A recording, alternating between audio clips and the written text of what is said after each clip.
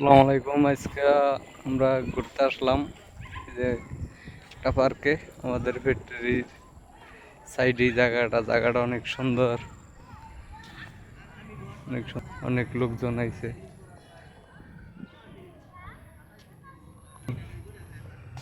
হইলো মসজিদের গম্বুজ দেখা যায়, এটা মসজিদের গম্বুজ।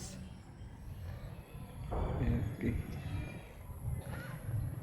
এখানে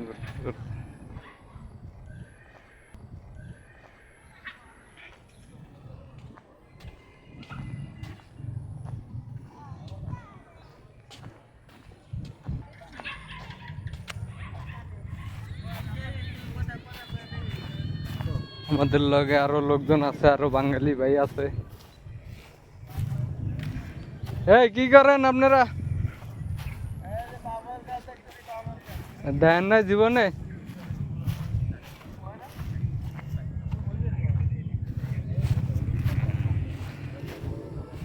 আমরা পাহাড়ের উপরে আছি। এই যে এগুলো হলো পাম অয়েল বাগান। দেখেন আমাদের লগে বাইবেরা দাঁড়াইছে করতে। কি সবাই কি বিজি আছেন ছবি তোলার জন্য? আমরা এই ভিউটা দেখতেছি যে এখানে কি পাহাড়ের উপরে কি পরিস্থিতি ব্যবস্থা হাই দিয়া দেন। হাই, আমরা আজকে আসছি পাম অয়েল বাগান দেখতে। এটা মোটামুটি ভালো বড়, কিন্তু এটা মালয়েশিয়ার পাম অয়েল বাগানের ক্ষেত্রে এটা অনেক ছোট, মানে এটা বাচ্চা কিছুই না। হ্যাঁ, এটা যদি সামনে দেখতে পাচ্ছেন ছোট ছোট পাম অয়েল অলরেডি হয়ে গেছে, কিন্তু বড় হয় নাই। কত বিঘা হইব জমিনটা?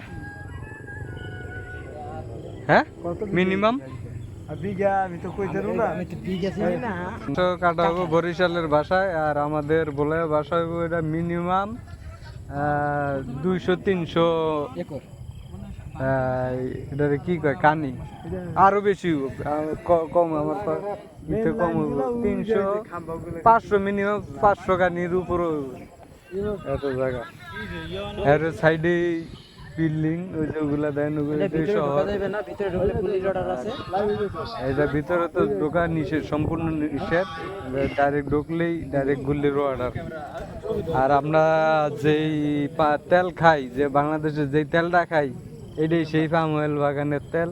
যে আমরা এখানে ওয়েদারটা অনেক সুন্দর। এখন আমরা যাইনি, আমরা এখানে মনে করেন হাঁটতে হাঁটতে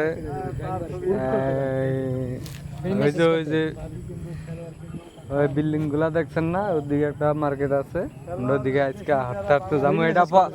এটা পরবর্তী ভিডিওতে ব্লগে দিমু।